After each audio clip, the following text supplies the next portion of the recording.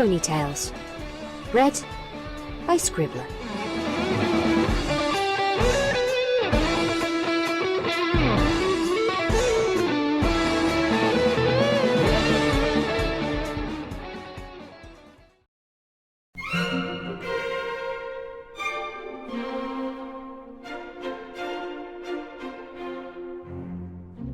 Fireside Shores. Written by Noble Thought. You know, it's not very fun when it rains. Every pony thinks this at some point in their life. Underneath the crisp text, a lonely, drab grey pony walked through a mud puddle in the midst of a rainstorm. Sapphire Shores stared at the poster for less than a second and pushed it back at her promoter.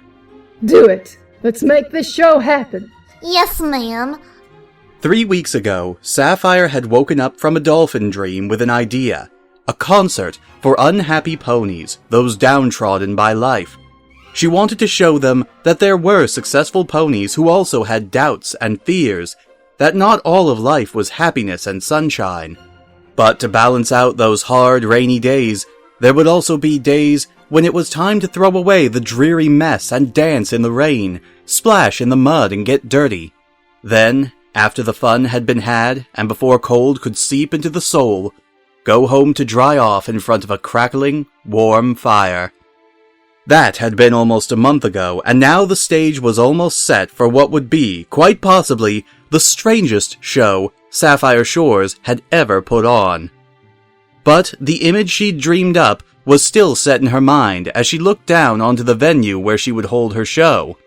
The middle of a campground wasn't in itself unusual, but the 100 or so open-walled tents with covered fire pits out front had been interesting to arrange without arousing suspicion from the ponies she wanted to keep in the dark.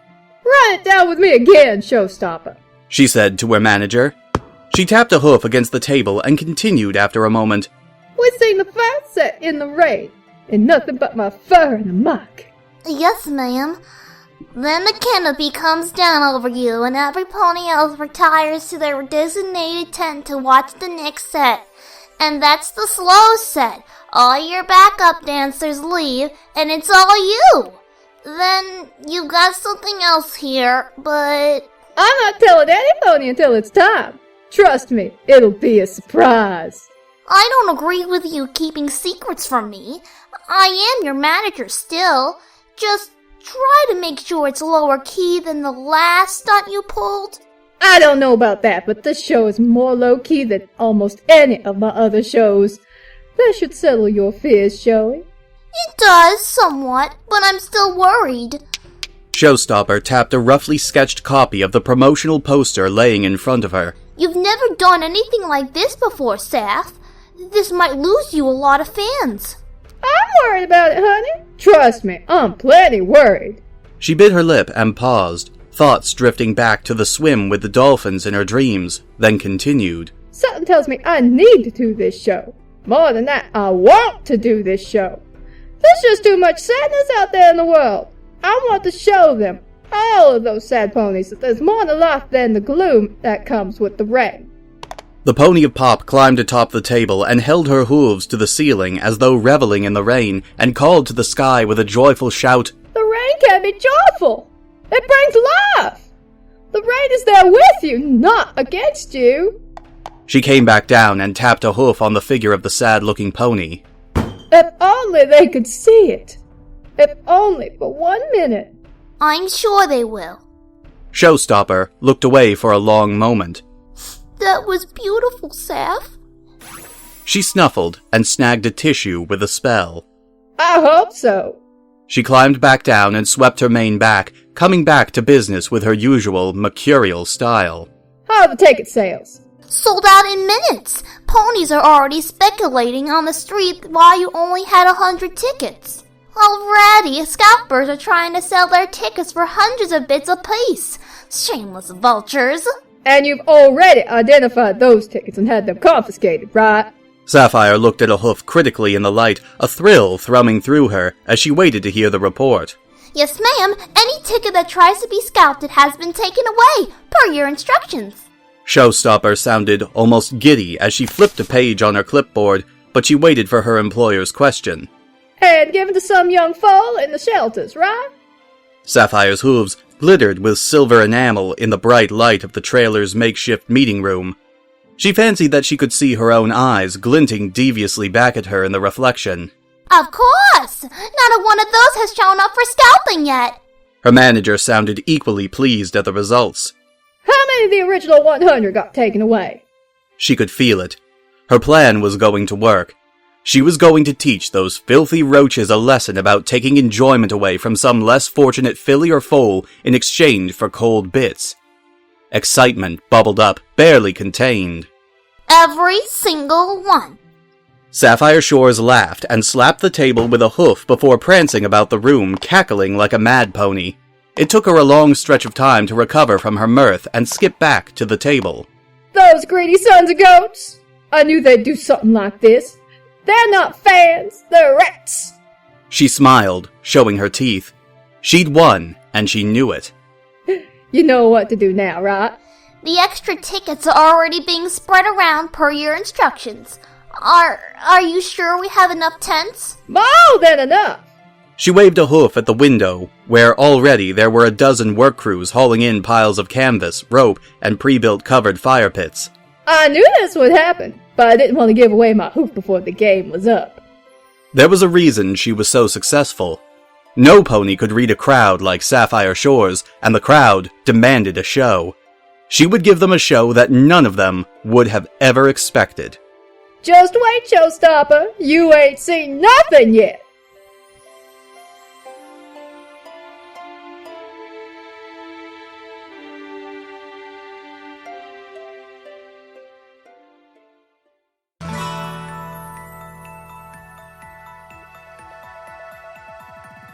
The day of the show came around, and excitement buzzed all about Manhattan. Sapphire Shores, singing in the rain. To abandoned or orphaned foals. No pony knew what to expect, not even the Sapphire Shores fan club. Would the show be her usual pomp and flair, or would she try a different track and be something else?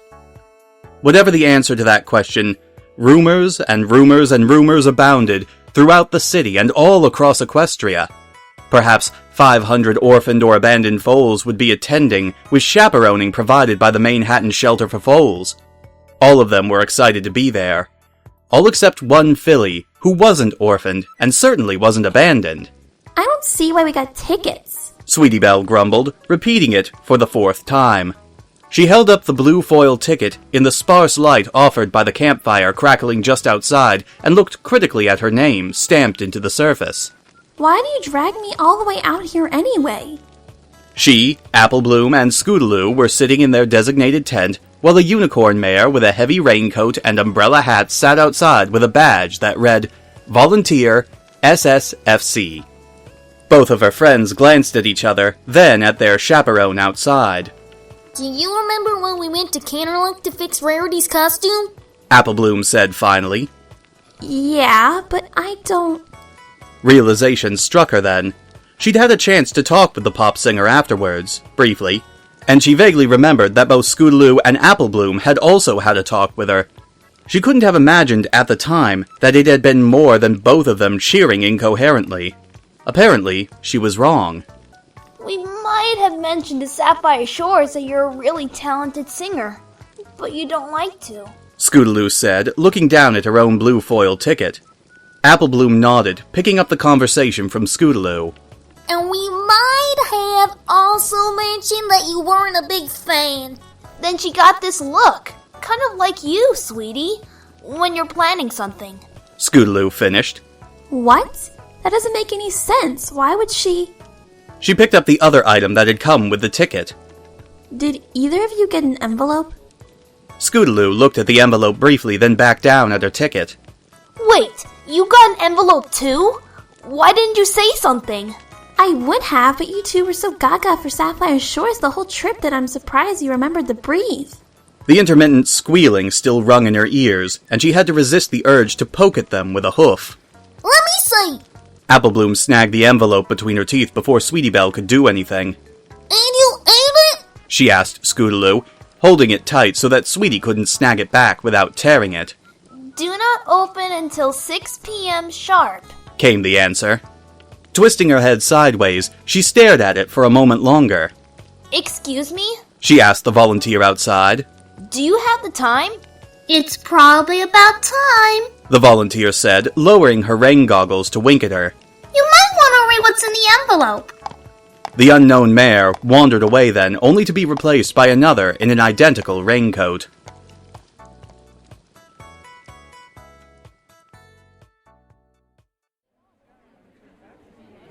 Is she ready? Sapphire Shores asked, hidden in the shadow backstage where no pony could see her out of costume until the time was right. You do realize this is her little sister, right? The unicorn stripped away her rain gear and dropped it into a cart. Oh, I know. The thought had crossed her mind, but she was a diva, and she had to live up to that image. I considered it, but you know what? It doesn't really matter. It's just a little something to throw to the fans. If it's not them up on stage, I think it'll show that I do care about my fans. She waved a hoof, banishing the possibility. Besides, I'm going to do this just one little bit as a favor to Rarity. She did splendidly on my last outfit, even if her little sister just about ruined it. Showstopper grimaced. It's a little payback and a little thank you, all rolled up in one. Sapphire said, trying unsuccessfully to hide a grin. Showstopper shook her head. You really are one of a kind. Don't I know it? Sapphire laughed and bumped flanks with her manager as she danced up the stairs to the stage. Please welcome to the stage, Sapphire Shores! A cheering roar rose up from the tents as ponies flooded out into the great open space before the stage. The chaperones scattered about as well, careful of their charges racing about under hoof. All right, every pony. Sapphire Shores called out, her voice echoing back through the clearing. Silence descended on the crowd. Sapphire Shores could already hear the questions popping up. I know what you all are thinking. Who's that strange man up on stage? And I'm here to tell you it's none other than Sapphire Shores. She pranced up to the edge of the stage and looked down at all the confused faces peering up at her. Y'all might have guessed this is a different type of show. For one, I'm not wearing my usual flashy costume. For another, this is a happy day. Sure, that's cloudy, and it's gonna rain here in a couple of minutes, but that don't mean you gotta hide. Behind her, on cue, a giant banner unfurled behind her. The same one that had been peppering the streets for weeks now with nothing but her cutie mark as a signature. Sure, every pony thinks that it's not so much fun when it rains. Sometimes. Also on cue, a giant red X crossed out the word not on the poster. Today is not one of those days. Today we're gonna celebrate the rain. Dance in it. Play in it. Rejoice in the rain. I had it all the way from sunny Appaloosa and it's still warm. Is every pony ready to dance in the rain? She cried, the title of the first song, an old hit, and the first one to get her featured on Equestrian Music Monthly. This time, the cheers that came back almost made the rain start all by itself.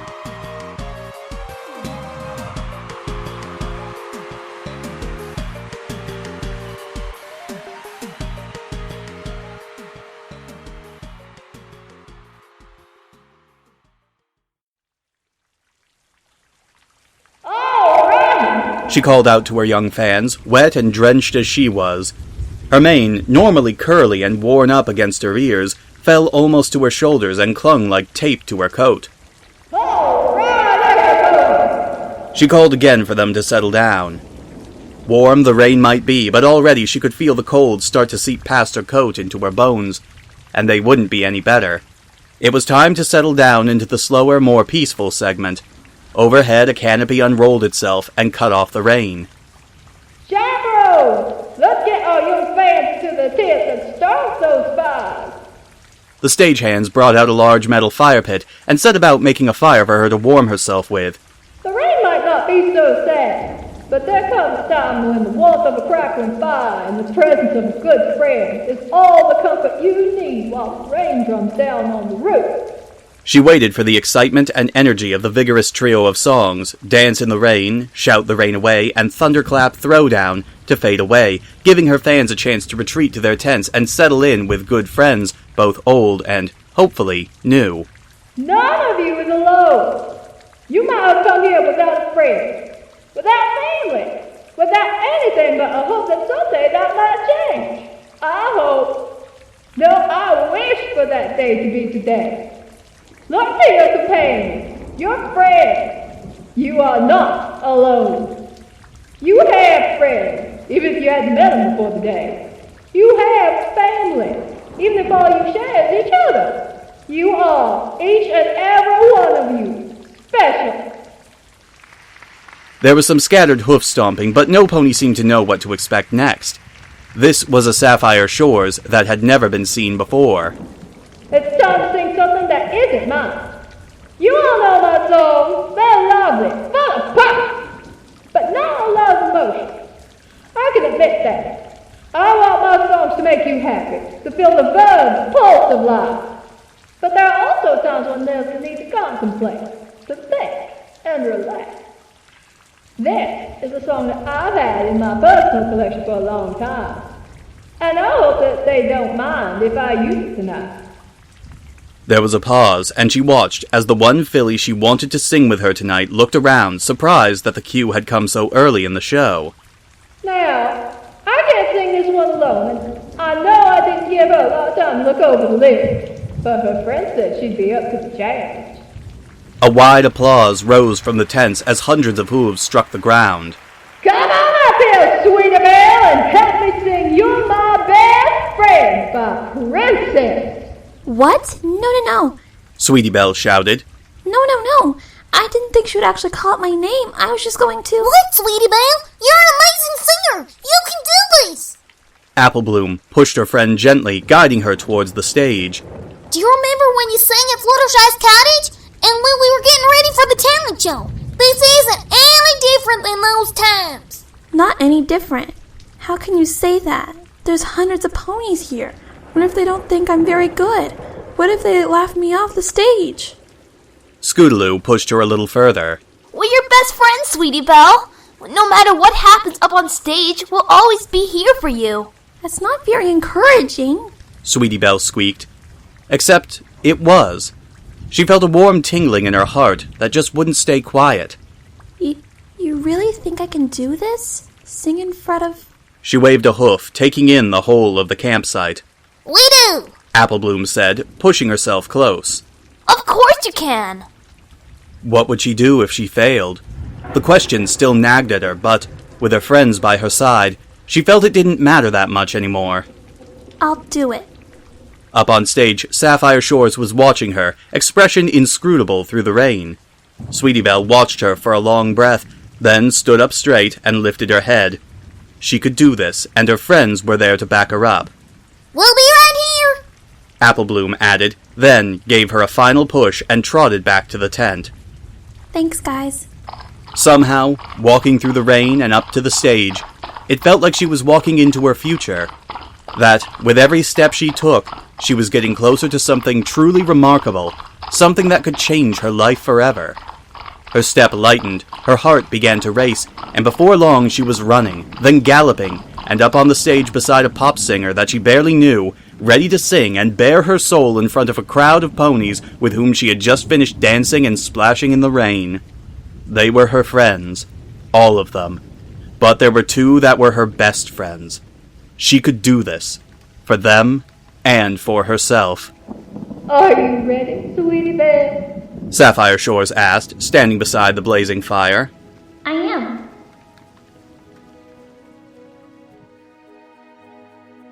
The next day, Sapphire Shores sat in her lounge chair beside the pool of the most luxurious hotel in Manhattan.